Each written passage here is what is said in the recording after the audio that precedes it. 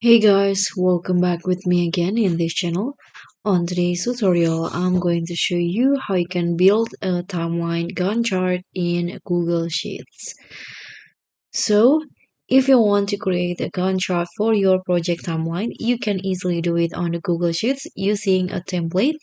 So this is how you are going to do it. So just go to the docs.google.com/spreadsheet.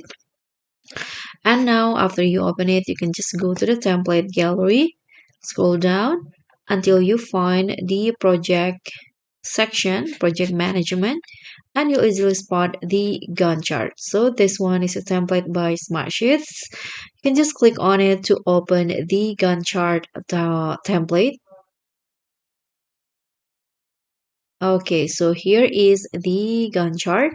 And what you need to do next is just modify the template to how you to your own projects. Based on your project, you can just delete the title.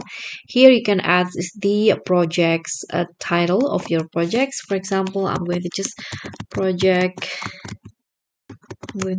with brick project. Can change the project manager like this, and then the company's name, and also the date. You can also change it into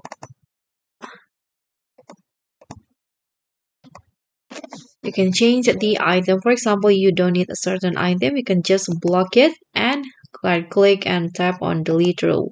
You can also delete other items if you want to.